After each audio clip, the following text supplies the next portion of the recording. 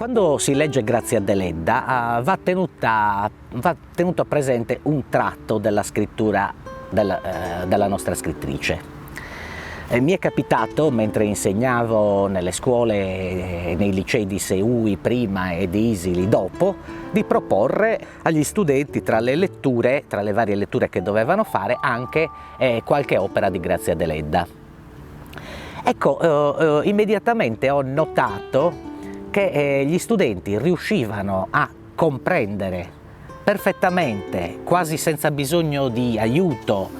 la lingua italiana di Grazia Deledda, e invece trovavano gravissime difficoltà di comprensione della lettera del testo del romanzo tutte le volte che veniva proposto un D'Annunzio, per esempio, i capolavori di D'Annunzio, il Piacere o il Trionfo della morte, e ogni volta che veniva proposto Verga si trovavano difficoltà grandi di comprensione del testo. Ora, le spiegazioni che si possono dare sono: uno, che Grazia Deledda scrive in una lingua che è stata per un certo periodo la sua lingua 2,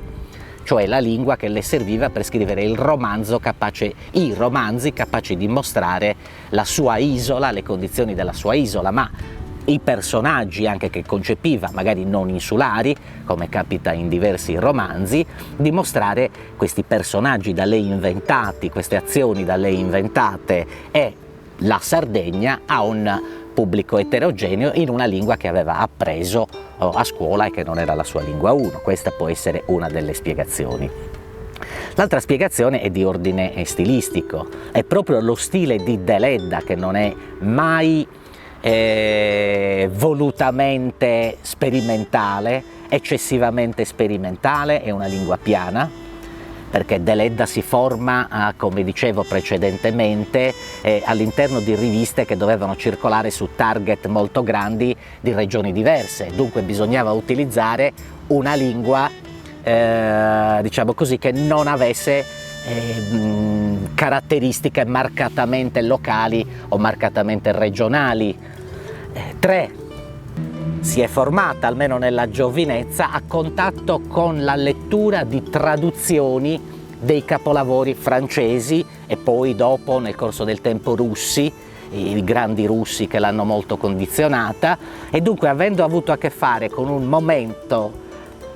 con traduttori, in un momento in cui i traduttori avevano davanti un'Italia molto eterogenea linguisticamente e dunque traducevano utilizzando un italiano piano, semplice, chiaro e trasparente, fatto sta che la percezione